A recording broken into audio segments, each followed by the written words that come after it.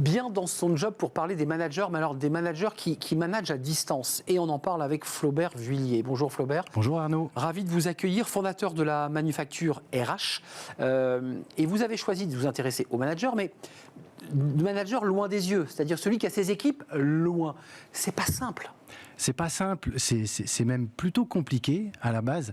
Manager, c'est quoi? Manager, déjà, c'est fédérer autour d'un projet, une vision. Manager, c'est engager. Engager à ce que les collaboratrices, collaborateurs donnent le meilleur d'eux-mêmes. Et puis manager, c'est développer les résultats de l'entreprise, développer l'engagement, je le disais, mais développer également les compétences des collaboratrices, collaborateurs. Quand on est à distance, il y a notamment un sujet, c'est l'engagement. Bah oui. Le manager doit vraiment travailler à engager ses équipes parce que l'engagement, l'attachement à l'entreprise, quand on vit l'entreprise depuis sa cuisine ou son salon, ça peut être un peu compliqué en effet. Là, on reste du côté manager parce qu'il y a aussi évidemment les angoisses existentielles du salarié qui lui il se sent dérivé comme un ours polaire sur la banquise. Mais le manager, qu'est-ce qu'il doit inventer, innover pour maintenir ce lien? C'est pas si simple.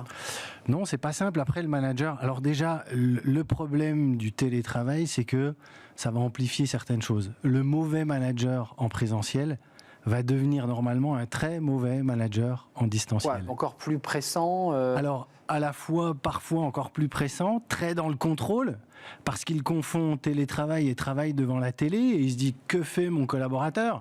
Il sort le chien, il vide le lave-vaisselle, ou alors il bosse. Ou alors, à l'inverse, il va être dans le laisser-aller total. « Vas-y, gère, moi je suis pas là. » Je te laisse totalement gérer les choses et il va y avoir trop d'autonomie et en effet, tel l'ours polaire, le collaborateur va se perdre. Vous dites qu'il faut avoir les bons outils. C'est quoi les bons outils, Flaubert, justement pour maintenir ce lien d'appartenance et de continuer malgré tout à manager sans avoir l'impression d'être fliqué? Alors déjà, les bons outils, on peut commencer, il y a pas mal un panel d'outils. Déjà, définir une politique de communication. Alors c'est un bien grand mot, mais se dire, ok, on va utiliser le mail pour ça. Quand il y a des pièces jointes, certains outils. Le téléphone, pour ça, il faut avoir un WhatsApp ou un Slack pour passer des informations assez rapidement. Et puis, évidemment, il faut avoir des dossiers partagés pour qu'on puisse interagir dessus. Et il y a un outil qui est très important, ça s'appelle la réunion. Comment je réunis mes équipes? Alors déjà que la réunion est un sujet en présentiel, où je pense que, j'ai pas de chiffre, mais à mon avis 50, 60, 70% des réunions sont mauvaises en présentiel. En distanciel, attention. Donc là, il faut maîtriser son outil de visioconférence.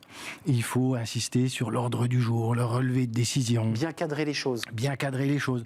On commence à l'heure, on finit à l'heure. Juste une chose, tiens. Définissons 1 ou 2 objectifs. On se réunit, quand on va sortir, on aura dû définir quoi? Qu'est-ce qu'on aura solutionné? Et vous le dites bien, hein, pensez à bien reformuler la fin de la réunion. On est bien d'accord sur ces 2 points, parce que c'est des enjeux qu'on oublie souvent. On oublie très souvent. Donc, à distance, allez chercher celui ou celle qui a un peu moins l'habitude que les autres de prendre la parole.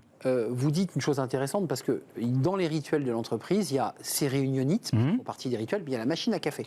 Sauf que patatras, là on ne peut pas se prendre un café, puisque la personne est elle-même devant sa machine à café. Comment on fait? Alors la machine à café, c'est pour moi un endroit très important, un endroit stratégique. D'ailleurs, c'est pas pour rien que les bons délégués syndicaux traînent souvent à la machine à café ou aiment bien avoir leur bureau juste à côté. Laisse traîner l'oreille. Ici, dit plein de choses. Moi, j'ai vu des boîtes où il y a le directeur général qui mettait son bureau devant la machine à café. Mais c'est pas pour rien. C'est pas donc ici, dit beaucoup de choses. On trouve beaucoup de solutions. On pointe des problèmes. Donc quand on est à distance, il faut recréer cet esprit machine à café. Et comment on fait pour recréer de l'informel quand on n'a pas le lieu pour on peut très bien créer un café virtuel. Tiens, le matin, à telle heure, vient qui veut, on se fait un café virtuel à distance.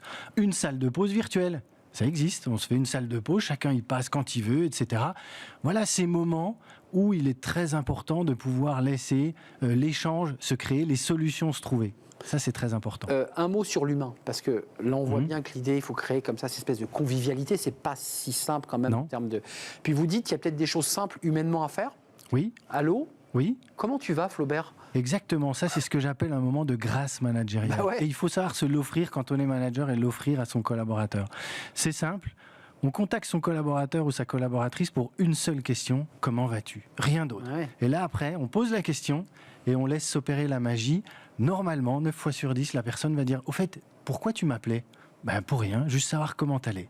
Là, ça s'appelle Socrate, on est d'accord, hein, c'est la maïentique. C'est juste une petite question simple et qui normalement déverrouille des choses. Et exactement, cette maïeutique qui fait qu'on va tirer les choses, on va accoucher peut-être d'autres choses, mais en tous les cas, on va créer une vraie relation.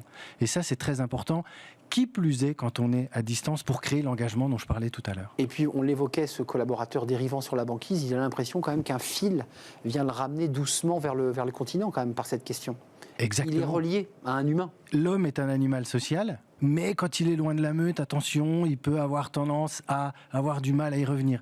C'est à travers ces questions-là, à travers des réunions constructives, à travers des one-to-one, où on va creuser les choses, où on parle aussi également de lui, de sa vie, d'homme avec un grand H, qu'on va créer ce fil et qu'on va le ramener à l'entreprise et qu'on va l'engager dans le projet commun. Rien de plus important que l'humain, lorsque justement il n'y a plus d'humain. Comme il n'y a plus d'humain, il faut en remettre. Exactement, et la différence pour moi, y compris à cette époque d'IA, et je crois beaucoup à l'IA, mais la différence, c'est l'humain, ça j'en suis convaincu. Passionnant. Merci Flaubert Vullier de nous avoir rendu visite, Arnaud. fondateur de la manufacture RH. Merci de nous avoir fait un détour par les studios de Smart Job. On tourne une page, place à notre débat qui est un grand entretien aujourd'hui. On va parler de la Marine nationale et de sa campagne de recrutement parce que évidemment la Marine nationale, comme beaucoup de secteurs, a besoin de recruter pas uniquement des fusiliers marins commandos, mais aussi des techniciens, des mécaniciens, des ingénieurs. On en parle tout de suite avec justement le RH.